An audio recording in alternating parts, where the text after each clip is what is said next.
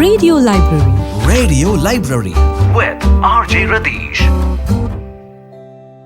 പണ്ട് നമ്മുടെ കേരളത്തില് വൈദ്യുതി ഇല്ലാതിരുന്ന കാലം, അതായത് ഇലക്ട്രിസിറ്റി ഒന്നും ഇല്ലാതിരുന്ന കാലത്ത് നല്ല ഇരുട്ടായിരുന്നു രാത്രി. ആ സമയത്ത് ഒടിയൻ നമ്മളെ പേടിപ്പിക്കാൻ വരും. പാലക്കാട് ജില്ലക്കാർക്ക് ഇന്നും ഒടിയൻ എന്ന് പറയുമ്പോൾ മനസ്സിലൊരു പേടിയുണ്ടായിരിക്കും. എല്ലാ പ്രിയപ്പെട്ടവർക്കും നമസ്കാരം. ഇത് റേഡിയോ മലയാളം 98.6 റേഡിയോ ലൈബ്രറി. നിങ്ങളുടെ കൂടെ ഞാൻ രതീഷ്.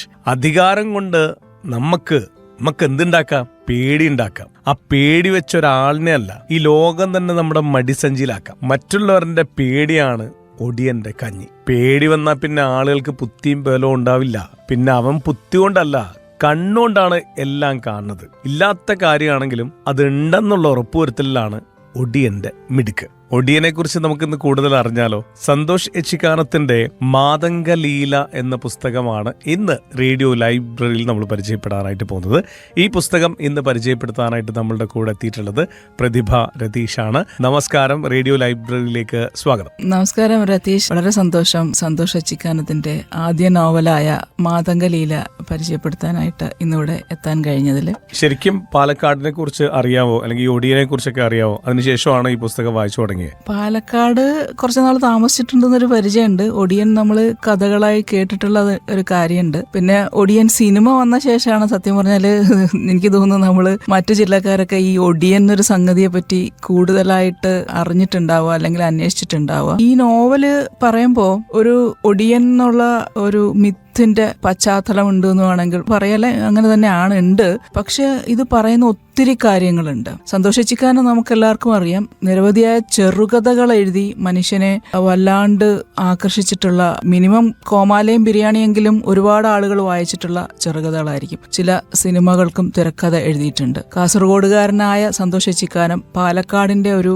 ഭൂമികയുടെ ചരിത്രവും വർത്തമാനവും അവിടുത്തെ മിത്തുകളും ഒക്കെ ചേർത്തുകൊണ്ട് ഒരു വല്ലാത്ത തരത്തിലുള്ള ഒരു നോവലാണ് മാതംഗലീല. മാതംഗലീല എന്ന് പറഞ്ഞാൽ ശരിക്കും പറഞ്ഞാൽ ആനയുടെ ലക്ഷണശാസ്ത്രം വിവരിക്കുന്ന ഒരു ഗ്രന്ഥമാണ്. അതാണ് ഇതിന്റെ പേര്. ഇതിന്റെ ഫസ്റ്റ് ലൈൻ തന്നെ തുടങ്ങുന്നത് തിരുമിറ്റക്കോട് ബാലകൃഷ്ണൻ ചരിഞ്ഞു. ഇങ്ങനെയുള്ള പേരുകൾ കേൾക്കുമ്പോൾ തന്നെ അത് ആനയുടെ പേരാണ്. എല്ലാ ആനകളുടെയും പേരുകളിൽ ഇതുപോലെ ചില വാക്കുകളുടെ ഒരു മാസ്മരികത ഉണ്ടാകാറുണ്ട്. അപ്പോ ആന ചരിഞ്ഞു. പക്ഷെ നമ്മളവിടെ അടുത്ത വരി പറയുന്നത് ഒരു ജയിലിലെ സെല്ലിലാണ് ചരിഞ്ഞത്. പിന്നെ വായിക്കുമ്പോൾ പോസ്റ്റ്മോർട്ടം കഴിഞ്ഞ് ബന്ധുക്കൾ ആരെങ്കിലും വരുന്നുണ്ടെങ്കിൽ വിട്ടുകൊടുക്കണം, ഇങ്ങനെയൊക്കെ പറയുന്നുണ്ട്. ഇതെന്താണ്? ഇത് ആനക്കഥയാണോ? പേര് മാതംഗലീല ആനക്കഥ ആവാൻ സാധ്യതയുണ്ട്. ആദ്യത്തെ വാചകവും അങ്ങനെ തന്നെയാണ്. പിന്നെ ഇത് ഒരു മനുഷ്യന്റെ മരണവുമായിട്ട് ബന്ധപ്പെട്ട കാര്യങ്ങളല്ലേ പറയുന്നത്. മനുഷ്യന്റെ മരണവുമായിട്ട് ബന്ധപ്പെട്ട് ഉള്ള റിപ്പോർട്ട് തേടലിന്റെ ഭാഗമായിട്ടുള്ള ഒരു കഥ പറച്ചിലായിട്ടാണ് ഈ നോവൽ പുരോഗമിക്കുന്നത്. ആ കഥ പറച്ചിലില് ഈ മാതംഗ സമിതി എന്ന് പറയുന്ന ഒരു ആനപ്രേമി കൂട്ടായ്മയുടെ ആൾക്കാര് ഈ പറഞ്ഞ ബാലകൃഷ്ണനും നിന്ന് കേട്ട കഥകളും അവരുടെ കഥകളും ഒക്കെ ചേർത്ത് ഇങ്ങനെ നിരന്തരമായ കഥകൾ പറച്ചിലിന്റെ പുനർപറച്ചിലും, ചിലപ്പോൾ നമുക്ക് തോന്നുന്നു ഈ കഥാകാരൻ തന്നെ മുന്നിൽ വന്ന് നിന്ന് പിന്നും പറയുന്നുണ്ടോ എന്നൊക്കെ തോന്നിപ്പിക്കുന്ന തരത്തില് വളരെയധികം ഫാന്റസിയും മിത്തും ഒരു മാജിക്കൽ റിയലിസം ഒക്കെ ചേർത്തിട്ട് ഒരു ശരിക്കും പറഞ്ഞാൽ ഒരു റോളർ കോസ്റ്റർ റൈഡാണ് ഈ നോവലിന്റെ വായന എന്ന് പറയുന്നത്. നമ്മളെ ഇങ്ങനെ കയറ്റി ഇറക്കി താഴ്ത്തി കൊണ്ടുപോയി എവിടെയോ കൊണ്ടുവന്ന് അവസാനം കുത്തി നിർത്തും. അതുകൊണ്ട് തന്നെ എനിക്ക് ഈ നോവൽ അനുഭവം പറയുന്നതിന് മുമ്പ് ആദ്യമേ തന്നെ പറയാനുള്ളത്, നമ്മൾ ഇന്നത്തെ ഈ AI കാലഘട്ടത്തിൽ അല്ലെങ്കിൽ ജെൻസി ജനാൽഫ കാലഘട്ടം എന്നൊക്കെ പറയുന്ന കാലത്തില്, വൈബിന്റെ കാലത്തില് 3 seconds to 30 seconds റീലിൽ നമ്മുടെ ഡോപ്പമൈൻ റഷ് ഉണ്ടാകുന്ന കാലത്തില് അവർക്ക് പോലും കൃത്യമായി വായിച്ചു പോകാൻ പറ്റുന്നതും, അതുകൂടാതെ ആ കാലത്തില് നമ്മുടെ ബ്രെയിനിനെ, നമ്മുടെ തലച്ചോറിനെ വല്ലാത്ത ചില ചിന്തകളുടെയും ഭാവനയുടെയും ആലോചനയുടെയും വളരെ ഗഹനമായ ചില ചിന്തകളുടെ ഒക്കെ തലത്തിലേക്ക് കൊണ്ടുപോകാൻ കഴിയുന്ന, ബ്രെയിനൊരു എക്സസൈസും കൂടെ ആവുന്ന തലത്തിലേക്കാണ് ഈ നോവല് രൂപപ്പെട്ടിട്ടുള്ളതെന്നാണ് ആമുഖമായിട്ട് പറയാനുള്ളത്. ആദ്യം പറഞ്ഞ പോലെ തന്നെ തിരുമിറ്റക്കോട് ബാലകൃഷ്ണൻ ചരിഞ്ഞു. അപ്പൊ തിരുമിറ്റക്കോട് ബാലകൃഷ്ണൻ എന്ന് പറഞ്ഞാല് ശരിക്കും തിരുമിറ്റക്കോട് കാർത്യായനിയുടെയും അപ്പു എന്ന് പറയുന്ന ഒരു ആനപ്പാപ്പാനായി ജോലി ചെയ്തിരുന്ന ആളുടെ മകനായി ജനിച്ചതാണ്. അപ്പൊ അതിൽ പറയുന്നുണ്ട് സ്വാതന്ത്ര്യം കിട്ടുന്നതിനും 4 വർഷം മുമ്പാണ് ആളുടെ ജനനം എന്ന്. അപ്പൊ അന്ന് മുതൽ 80ാമത്തെ വയസ്സിലാണ് മരിക്കുന്നത്. അപ്പൊ നമുക്കറിയാം ഈ കഥ പറയുന്നത് ഏതാണ്ട് 2023 ആ സമയത്ത് ഒരു അതുവരെയുള്ള ഒരു കാലഘട്ടം എന്ന് വേണമെങ്കിൽ നമുക്ക് പറയാം. എന്നാലും കുറച്ചുകൂടെ പഴയ കാലഘട്ടം, അതായത് ഒരു 60കളിലെ 70കളിലെ അല്ലെങ്കിൽ 50കൾക്ക് ശേഷം ആ ഒരു കാലഘട്ടത്തിലെ കേരളത്തിലെ ചില ചിത്രങ്ങള് ഇതിൽ കൃത്യമായിട്ട് വരച്ചു കാട്ടുന്നുണ്ട്. അന്ന് നിലനിന്നിരുന്ന ഒരു സാമൂഹിക അവസ്ഥയൊക്കെ കൃത്യമായി കാണിക്കുന്നുണ്ട്. അപ്പോൾ ഇങ്ങനെ ഈ തിരുമിറ്റക്കോട് ഈ ബാലകൃഷ്ണൻ എന്ന് പറഞ്ഞ ആള് ഒരു ആനപ്പാപ്പാന്റെ മകനായി ജനിക്കുകയും അച്ഛൻ്റെ ഒപ്പം നടന്ന് ആനയുടെ ജോലികളെല്ലാം മനസ്സിലാക്കുകയൊക്കെ ചെയ്ത് കുറച്ച് വലുതായി സ്കൂളിലൊക്കെ പോണ കാലത്തിൽ ആരാകണം എന്ന് ചോദിക്കുമ്പോൾ എനിക്കൊരു ആനയാകണം എന്ന് കൃത്യമായി പറയുകയും ചെയ്യുന്ന ഒരു ബാലകൃഷ്ണനെയാണ് നമ്മൾ ആദ്യം കാണുന്നത്. പിന്നീട് കഥ പുരോഗമിക്കുന്നതിനനുസരിച്ച് ഈ തിരുമിറ്റക്കോട് അല്ലെങ്കിൽ ബാലകൃഷ്ണനും അച്ഛനും നോക്കുന്ന ആനയെ വേറൊരു ജന്മി കുടുംബം വാങ്ങുകയും അവരവിടേക്ക് ആ ആനയുടെ പാപ്പാനായിട്ട് അവിടേക്ക് പോവുകയും ചെയ്യുന്നതാണ്. ഇതിനിടയ്ക്ക് ആ നാട്ടില് ഒരു സർപ്പയജ്ഞം വരുന്നുണ്ട്. തമിഴ്നാട്ടിൽ നിന്നുള്ള, പണ്ട് കാലത്ത് നമുക്ക് എല്ലാവർക്കും അറിയാം, തമിഴ്നാട്ടിൽ നിന്നുള്ള ആൾക്കാരാണ് ഇതുപോലെ വന്ന് സർപ്പയജ്ഞങ്ങളും സൈക്കിൾ യജ്ഞങ്ങളും ഒക്കെ നടത്തിയിരുന്നത്. ടെന്റ് അടിച്ചിട്ട് സർപ്പയജ്ഞം വരുന്നത്. അപ്പൊ അവിടെ ഒരു സെൽവി എന്ന് പറയുന്ന ഒരു പെൺകുട്ടിയെ ഈ ബാലകൃഷ്ണൻ കാണുകയും അയാൾക്ക് ആ പെൺകുട്ടിയോട് ഒരു ഇഷ്ടം തോന്നുകയും തിരിച്ചും അവൾക്കും ഇഷ്ടം തോന്നുകയും ഒക്കെ ചെയ്യുന്ന രീതിയിലൊരു പ്രണയമൊക്കെ പറഞ്ഞ് ഈ നോവൽ ഇങ്ങനെ പുരോഗമിക്കുകയാണ്. സർപ്പയജ്ഞത്തിന് വന്ന സെൽവിയും ബാലകൃഷ്ണനും തമ്മിൽ പ്രണയം നടക്കുന്നുണ്ട്. അപ്പൊ അതിന്റെ ഇടയിൽ അമ്പലത്തിലെ ഉത്സവം. അപ്പൊ അമ്പലത്തിന്റെ ഉത്സവത്തിന്റെ അവസാന ഭാഗത്ത് തിടമ്പെഴുന്നള്ളത്ത് എന്നുള്ള ഏറ്റവും പ്രധാനപ്പെട്ട ഒരു ചടങ്ങ് വരുന്നുണ്ട്. അപ്പൊ ബാലകൃഷ്ണന് സെൽവിയെ കാണാൻ പറ്റുന്നില്ല. അതെന്ന് വെച്ചാൽ അതിന്റെ ആയിട്ട് ബന്ധപ്പെട്ട തിരക്കാണ്. അപ്പൊ അതുവരെ അവനെ അറിയുന്നില്ല സെൽവിക്ക് അവനോട് ഇഷ്ടമുണ്ടെന്നില്ല ഒന്നും. പക്ഷെ ചില സൂചകങ്ങൾ വഴി പിന്നീട് അവന് കൃത്യമായി അറിയുന്നുണ്ട് സെൽവിക്കും അവനോട് ഇഷ്ടമുണ്ട്. അങ്ങനെ പ്രണയത്തിൻ്റെതായ കാര്യങ്ങളൊക്കെ തന്നെ അതിന്റെ എല്ലാ രസഭാവങ്ങളോടും കൂടി തന്നെ അതിൽ കൃത്യമായി വിവരിച്ചു പോകുന്നുണ്ട്. ഇതൊക്കെ കഴിഞ്ഞ് സ്വാഭാവികമായിട്ട് നമുക്കറിയാം, അന്ന് ഈ നാട്ടില് നിലനിൽക്കുന്ന ജന്മി വ്യവസ്ഥ, കർഷകർ അല്ലെങ്കിൽ താഴെക്കടയിൽ പണിയെടുക്കുന്ന ജനങ്ങള്, ഒപ്പം തന്നെ ഗവൺമെന്റ് തലത്തിൽ പോലീസ് പോലുള്ള അധികാരി വർഗം എങ്ങനെയായിരിക്കും, ഇത് രണ്ടും കൂടെ ഒന്നിച്ചു വരുമ്പം അധികാരം ഏറ്റവും കൂടുതൽ ആരിലാണ് പ്രയോഗിക്കപ്പെടുന്നത്? ആ അധികാര പ്രയോഗം ഏറ്റവും കൂടുതൽ സ്ത്രീകളിലാവുന്ന ചില അവസ്ഥകൾ, സ്ത്രീകളെ അധികാരം ഉപയോഗിച്ച് കൈപ്പിടിയിലാക്കുന്ന, എന്ത് ഉപയോഗത്തിനും ഉപയോഗിക്കാൻ പറ്റുന്ന തരത്തിൽ കൈപ്പിടിയിലാക്കുന്ന കാര്യങ്ങളൊക്കെ ഇതിൽ പറഞ്ഞു പോകുന്നുണ്ട്. അങ്ങനെ വരുമ്പോഴാണ് സെൽവിയെ ഈ ജന്മിമാര് നോട്ടമിടുന്നതും പാരലായിട്ട് വ്യവസ്ഥിതിക്കെതിരെ പൊരുതുന്ന ഒരു നക്സൽ പ്രസ്ഥാനത്തിന്റെ ആ കാലഘട്ടത്തിലൊക്കെ ഉണ്ടായിരുന്നു. അതൊക്കെ ഇതിൽ പറയുന്നുണ്ട്. അതിനോട് സാമ്യമായിട്ടൊരു മനസ്സുമായിട്ട് ബാലകൃഷ്ണനും മാറുകയാണ്. സെൽവിയെ അവസാനം അവർ തട്ടിക്കൊണ്ടുപോയി. അപ്പോഴൊക്കെ സെൽവി പൊരുതുന്നുണ്ട്. അതൊരു ഭയങ്കര സ്ത്രീയുടെ കരുത്തുള്ള പൊരുതലായിട്ട് ഇതിൽ കാണിക്കുന്ന വെച്ചാൽ പാമ്പുകളാണ് സെൽവിയുടെ രക്ഷകരായിട്ടുള്ളത്. സെൽവിയെ ആക്രമിക്കാൻ ആളുകൾ എപ്പോ വന്നോ അപ്പോഴൊക്കെ പാമ്പുകൾ തലയുയർത്തി നിന്ന് സെൽവിയെ സംരക്ഷിക്കുന്നതായിട്ടാണ് ഈ നോവലിൽ പോർട്രേ ചെയ്തിരിക്കുന്നത്. അപ്പോൾ സെൽവി പാമ്പുകളോട് സഖാത്തം പ്രാപിച്ച ഒരാളായിട്ടാണ് നമ്മൾക്ക് ഇതിൽ കാണാൻ കഴിയുന്നത്. ഇത്ര നമ്മൾ പൊരുതി നിന്നാലും അധികാരത്തിന്റെ കറുത്ത കരങ്ങൾ നമ്മളെ അടിച്ചിടും എന്ന് പറയുന്ന രീതിയിലേക്കാണ് പിന്നെ നോവലിന്റെ യാത്ര ചെയ്യുന്നത്. അപ്പൊ ഇതിൽ നിന്ന് പിന്നീട് ബാലകൃഷ്ണൻ ഇവരുടെ ഈ ബുദ്ധിമുട്ടുകളൊക്കെ സഹിച്ച് അതിന്റെ ഇടയിൽ ഒരു കൊലപാതകം നടക്കുന്നുണ്ട്. ആ കൊലപാതകത്തിന്റെ ഭാഗമായിട്ടുള്ള അന്വേഷണത്തിന്റെ ഭാഗമായിട്ട് സെൽവിയെയും ബാലകൃഷ്ണനെയും പോലീസ് അറസ്റ്റ് ചെയ്ത് സെൽവിയെ പിടിച്ചുകൊണ്ടുപോകുന്നു. സെൽവി മരണപ്പെടുന്നു. അപ്പോൾ അതൊക്കെ അന്നത്തെ കാലത്ത് നടന്നിരുന്ന പോലീസിന്റെ ഭാഗത്തു നിന്ന് കാരണമൊന്നുമില്ലാതെ കൊലപാതകങ്ങൾ നടക്കുകയും അതിന് പ്രത്യേകിച്ച് ആരെയും ബോധിപ്പിക്കേണ്ട കാര്യമില്ല എന്നുള്ള ഒരു അവസ്ഥയൊക്കെ ഇതിൽ കാണിച്ചു വരുന്നുണ്ട്. അപ്പം ബാലകൃഷ്ണനെയും പോലീസ് കൊണ്ടുപോയി. ബാലകൃഷ്ണനെ ഇനി എങ്ങനെയെങ്കിലും ചോദിക്കാനും പറയാനും ആരുമില്ല. അപ്പൊ ഒന്ന് തട്ടിക്കളയാമെന്നുള്ള രീതിയിൽ കൊണ്ടുപോകുമ്പോൾ ഒരു കാട്ടാനക്കൂട്ടം ഇവരെ തടഞ്ഞു നിർത്തുകയാണ്. കാട്ടാനക്കൂട്ടം തടയുമ്പോൾ പോലീസുകാരിൽ തന്നെ ഒരാൾ പറയുകയാണ്, സാറേ ഇവന് ആനയുടെ ഭാഷയൊക്കെ അറിയാം, അതുകൊണ്ട് ഇവനെ കൊണ്ട് ആനയോട് സംസാരിപ്പിച്ചാൽ ചിലപ്പോൾ നമുക്ക് വഴി ക്ലിയർ ആയി കിട്ടും. അങ്ങനെ പറയുന്ന ഒരു സ്ഥലത്ത് ഈ ഒരു സംഗതി, ആനയുടെ ഭാഷ അറിയാം, അല്ലെങ്കിൽ മരങ്ങളുടെ ഭാഷ അറിയാം, കിളികളുടെ ഭാഷ അറിയാം എന്നൊക്കെ പറഞ്ഞ് പരിസ്ഥിതിയുമായിട്ട് ബന്ധപ്പെടുത്തി വളരെയധികം സൂചകങ്ങൾ ഈ നോവലിലുണ്ട്. ആദ്യം തന്നെ പറഞ്ഞല്ലോ, ആരാകണം ചോദിച്ചപ്പോൾ ആനയാകണം എന്ന് പറഞ്ഞ ബാലകൃഷ്ണൻ പിന്നീട് പലപ്പോഴും തന്നെ ആനയുടെ ഭാഷ, ആനകളുമായിട്ട് കമ്മ്യൂണിക്കേറ്റ് ചെയ്യുന്നതായിട്ട് ഒന്ന് രണ്ട് സ്ഥലങ്ങളിൽ ഇതിൽ കാണിക്കുന്നുണ്ട്. അതിൽ ഒരു ഭാഗത്ത്, പിന്നീട് ഒരു ഭാഗത്താണ് പറയുന്നത്, ആനകൾക്ക് വേണ്ടി വാദിക്കുന്ന, ആനകൾക്ക് വേണ്ടി അഡ്വക്കേസി എടുക്കുന്ന ഒരു ബാലകൃഷ്ണനെ നമുക്ക് കാണാൻ കഴിയും. എന്തുകൊണ്ട് ആനകൾ കാട്ടിൽ നിന്ന് ഇറങ്ങി വന്ന് വിളകൾ നശിപ്പിക്കുന്നു? നിങ്ങൾക്ക് ആവശ്യത്തിനുള്ള വിളകൾ, നിങ്ങൾക്ക് കഴിക്കാനുള്ള ഭക്ഷണം മാത്രമല്ല നിങ്ങൾ വിളകളായി ഉണ്ടാക്കുന്നത്, നിങ്ങൾ വലിയ രീതിയിലുള്ള ഭൂമി കയ്യേറ്റം നടത്തി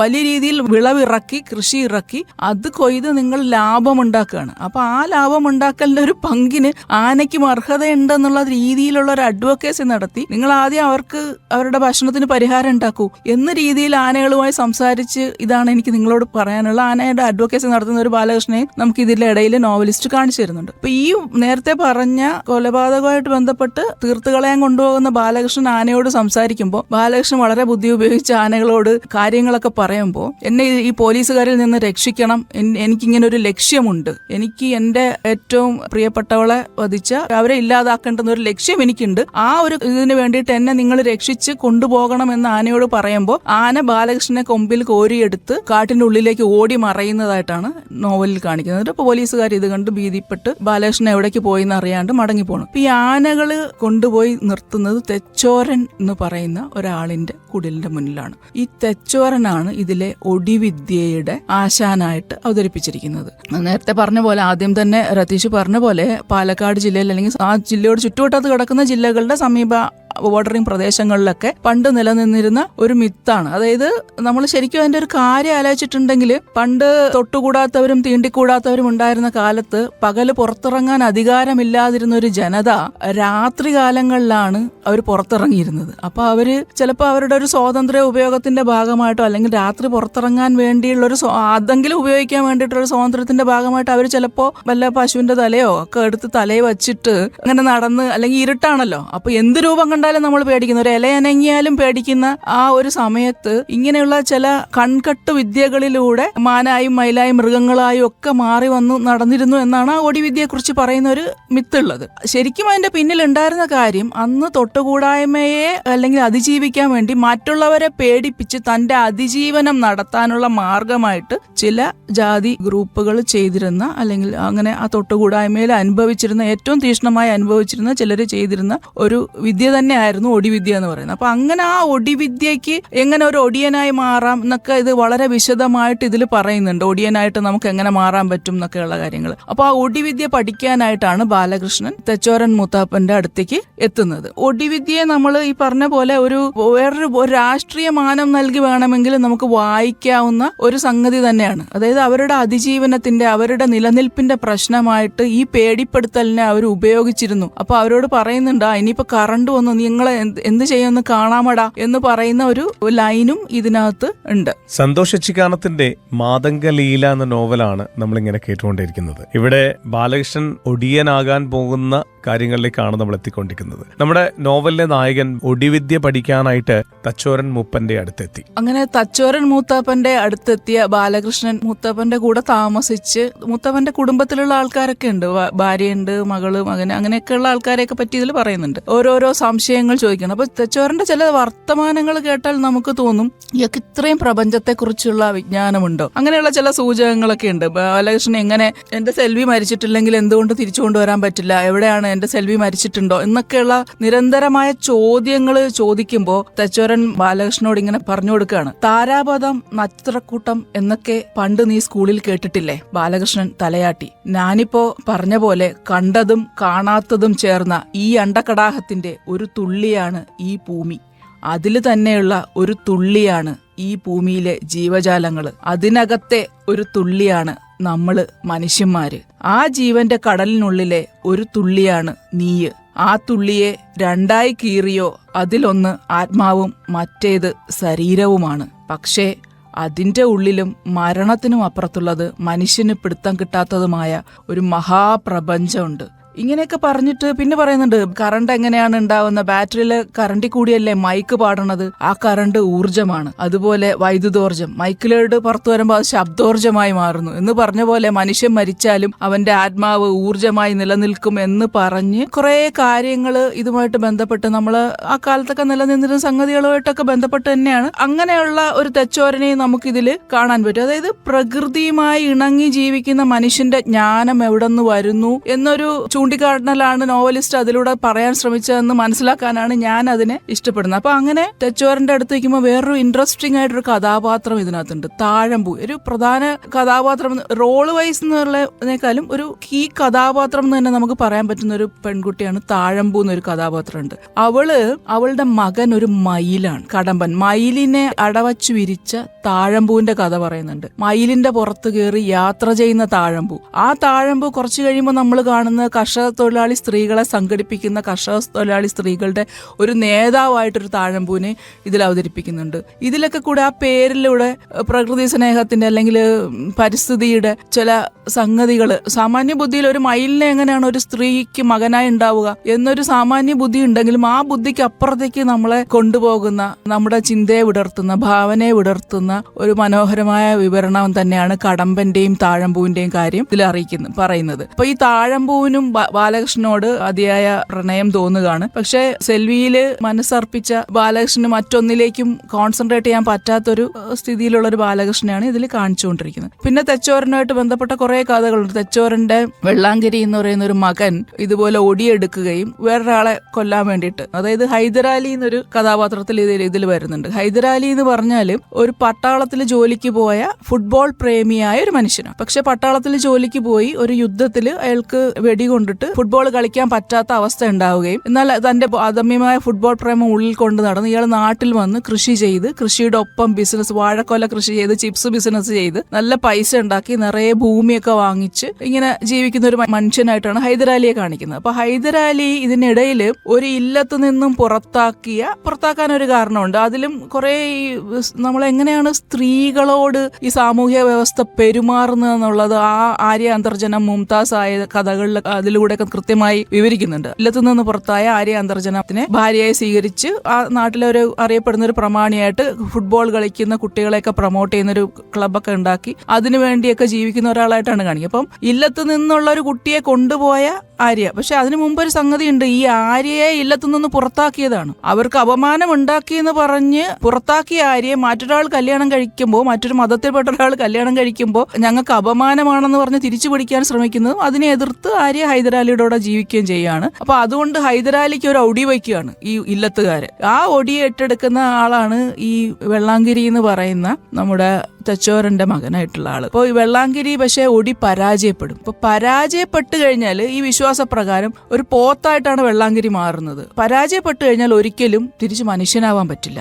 അങ്ങനെ പോത്തായി തന്നെ ജീവിക്കുകയാണ്. അപ്പൊ ഇതൊക്കെ വായിക്കുമ്പോൾ നമുക്ക് തോന്നും നമ്മൾ എന്താ പറയാ, മൃഗങ്ങൾ, നമ്മൾ എന്തെങ്കിലും മോശമായൊരു സംഗതിയെ പറ്റി പറയാൻ അവന് മൃഗത്തിന്റെ സ്വഭാവമാണെന്ന് പറയും. പക്ഷെ ഇതിനകത്ത് നമ്മൾക്ക് വായിക്കുമ്പോൾ മനുഷ്യന്റെ ഉള്ളിലെ മൃഗത്തിനെ പുറത്തു കൊണ്ടുവരുന്ന ഒരു സംഗതിയായിട്ട് ഒടിവിദ്യ എന്ന് പറഞ്ഞു വയ്ക്കാം. നമ്മളെയൊക്കെ ഒരു ചിന്തയിൽ, എന്റെയൊക്കെ പഴയകാല ചിന്തയിൽ അങ്ങനെ ആയിരുന്നോ ഒടിവിദ്യ എന്ന് ചിന്തിച്ചിരുന്ന എന്നെ, എനിക്കിപ്പോ ഇത് വായിച്ചു കഴിഞ്ഞപ്പോൾ തിരിച്ചു തോന്നുന്നത് മനുഷ്യന്റെ കോഗ്നറ്റീവ് സെൻസ്, നമ്മൾക്ക് എങ്ങനെ ഒരു സമൂഹത്തിൽ എമ്പതിയോടും സിമ്പതിയോടും ഒക്കെ പെരുമാറണം എന്നുള്ളതിനൊക്കെ അപ്പുറത്ത് നമ്മുടെ പാട്രിയാർക്കൽ ഫോഴ്സസും മറ്റ് അധികാര ശക്തികളും ഒക്കെ കൊണ്ട് ശക്തനായ മനുഷ്യൻ, മൃഗം എന്നൊന്നും പറഞ്ഞു കഴിഞ്ഞാൽ മൃഗത്തിനെ മോശക്കാരനാക്കുന്ന രീതിയിലുള്ള അവരുടെ പെരുമാറ്റമാണ്. ഈ വെള്ളാങ്കിരിയെ ഭയങ്കര അടിമപ്പണി എടുപ്പിക്കുകയാണ് ഹൈദരാലി ചെയ്യുന്നത്. ഹൈദരാലി എന്നാൽ ബാക്കി എല്ലാ അർത്ഥത്തിലും വളരെ നല്ലൊരു മനുഷ്യനാണ്. വെള്ളാങ്കിരിയുടെ മകനായ കണ്ണദാസനെ ബ്രസീലിയൻ ഫുട്ബോളായ ഗാരിഞ്ചയുടെ പേരിട്ട് വിളിച്ച് ആ രീതിയിൽ വളർത്തിക്കൊണ്ടുവന്ന് നല്ലൊരു ഫുട്ബോളർ ആക്കുകയും നാഗ്ജി ഫുട്ബോളിന് മത്സരിപ്പിച്ച്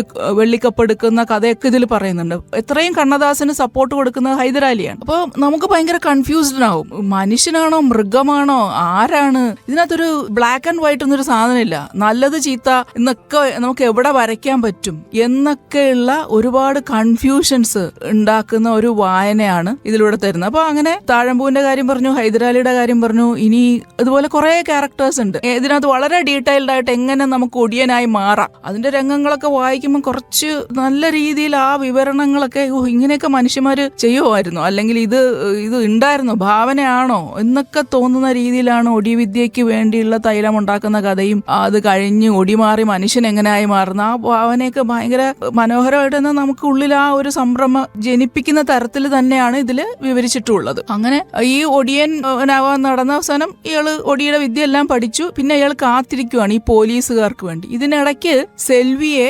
പുനരുജ്ജീവിപ്പിക്കുന്നുണ്ട്. അതും തെച്ചോരൻ മുത്താപ്പന്റെ ഒരു വിദ്യയാണ്.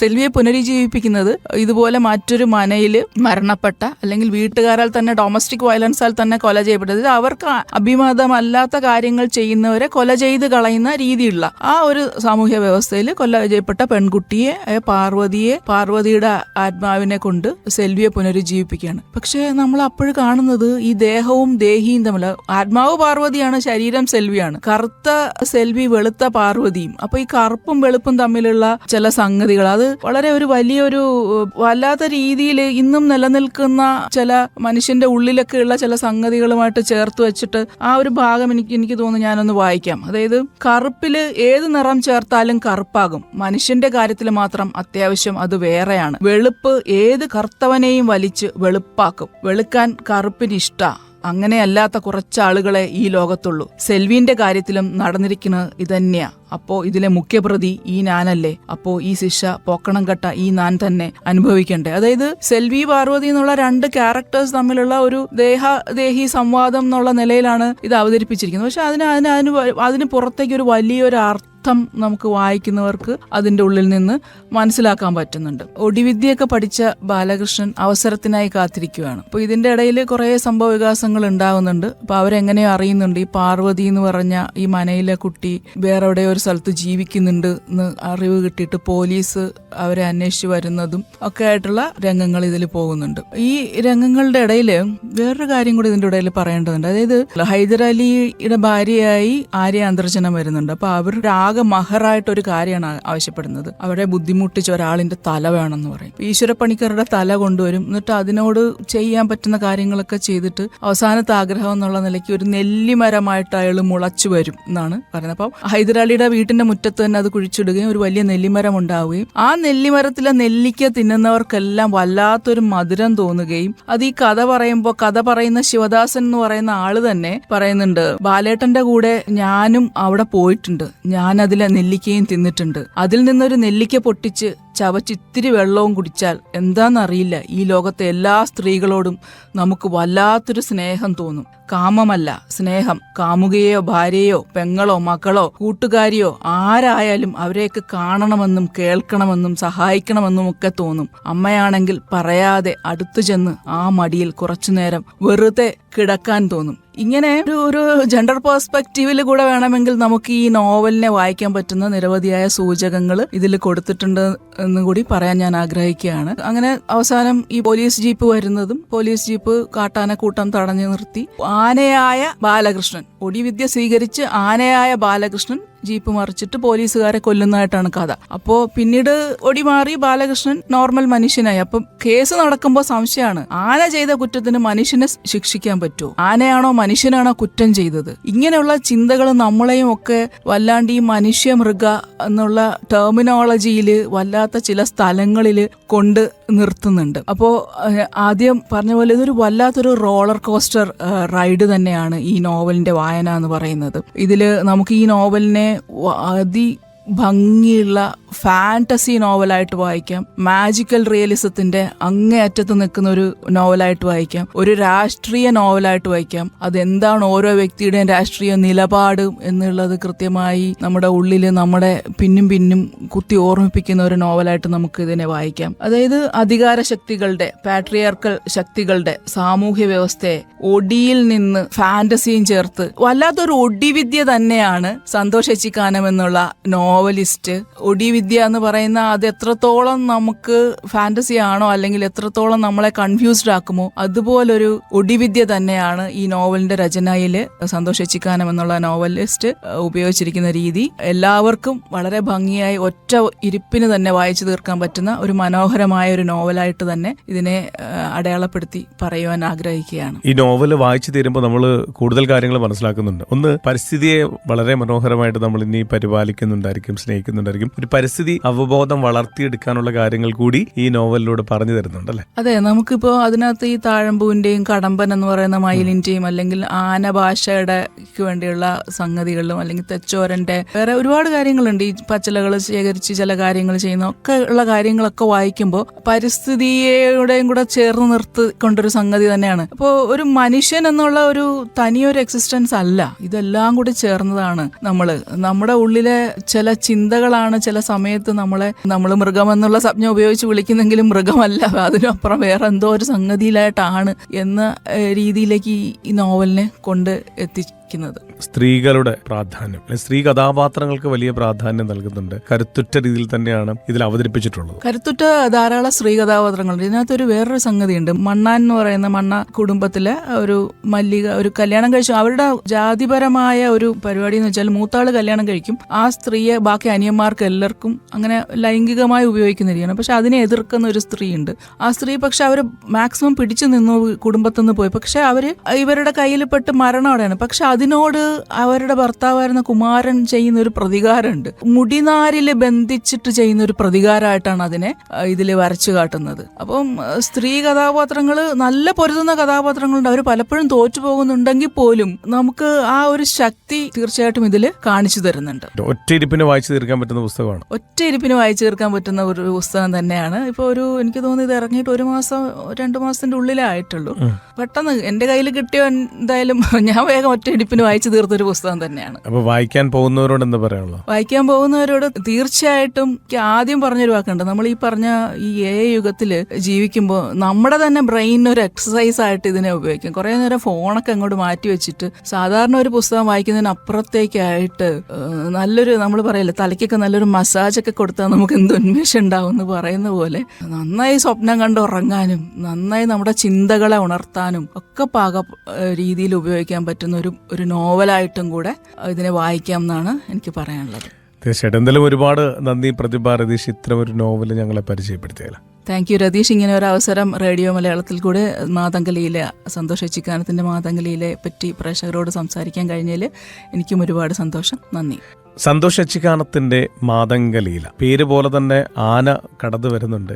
ആനയുമായി ബന്ധപ്പെട്ട കുറെ കാര്യങ്ങൾ കടന്നു വരുന്നുണ്ട്. പിന്നെ ബാലകൃഷ്ണൻ കഥയിലെ നായകനാണ്. ബാലകൃഷ്ണനിലൂടെ ഒടിവിദ്യ എന്താണെന്ന് നമ്മൾ കൃത്യമായിട്ട് മനസ്സിലാക്കുന്നു. പാലക്കാട് ജില്ലയിലെ ഒടിവിദ്യയെക്കുറിച്ച് നമ്മൾ കേട്ടിട്ടുണ്ട്. എന്നാൽ ഈ പുസ്തകത്തിലൂടെ ഒടിവിദ്യ എന്താണെന്നും എങ്ങനെയാണെന്നും ഒക്കെ, ഒരു മനുഷ്യൻ എങ്ങനെ ഒരു മൃഗമായി മാറുന്നു എന്നുള്ള കാര്യങ്ങളൊക്കെ തന്നെ തച്ചോറിന്റെ അടുത്ത് പോയി പഠിക്കുന്നതും ഒക്കെ നമുക്ക് ഈ നോവലിലൂടെ മനസ്സിലാക്കാൻ സാധിക്കുന്നു. അതിനേക്കാളുപരി നേരത്തെ പറഞ്ഞ പോലെ തന്നെ സ്ത്രീ കഥാപാത്രങ്ങൾക്ക് വലിയ പ്രാധാന്യം നൽകുന്ന, അല്ലെങ്കിൽ അവർക്ക് വൈവിധ്യം നിറഞ്ഞ രീതിയിലാണ് സ്ത്രീ കഥാപാത്രങ്ങൾ ഇതിനകത്ത് അവതരിപ്പിച്ചിട്ടുള്ളത്. അതുപോലെ തന്നെ പ്രകൃതി എന്താണെന്നും പ്രകൃതിയെ നമ്മൾ എങ്ങനെ പരിപാലിക്കണമെന്നും പ്രകൃതിയിലെ ജീവജാലങ്ങൾക്ക് മനുഷ്യന്മാർ എന്ത് നൽകണമെന്നും അവർക്കും കൂടി അവകാശപ്പെട്ടതാണെന്ന് കൂടി ഈ നോവലിലൂടെ നമുക്ക് പറഞ്ഞു തരുന്നുണ്ട്. തീർച്ചയായിട്ടും പാലക്കാടിന്റെ പശ്ചാത്തലത്തിൽ പ്രണയവും പകയും രാഷ്ട്രീയവും എല്ലാം ചേർത്ത വളരെ മനോഹരമായിട്ടുള്ളൊരു നോവലാണ് സന്തോഷ് എച്ചിക്കാനത്തിന്റെ ആദ്യത്തെ നോവലാണ് മാതംഗലീല. അപ്പൊ എന്തായാലും വായിച്ചിട്ടില്ലാത്തവര് പ്രതിഭ രതീഷ് പറഞ്ഞ പോലെ തന്നെ ഫോണൊക്കെ ഒന്ന് മാറ്റി വെച്ചിട്ട് പുസ്തകം കംപ്ലീറ്റ് ആയിട്ടൊന്ന് വായിക്കാനായിട്ട് ശ്രമിക്കുക എന്നുള്ളത് തന്നെയാണ് എനിക്കും റേഡിയോ ലൈബ്രറിയിലൂടെ അറിയിക്കാനുള്ളത്. അപ്പൊ എല്ലാവർക്കും ഒരു നല്ല ദിവസം നേർന്നുകൊണ്ട് ടാറ്റാ ബൈ പറയുകയാണ് രതീഷ്.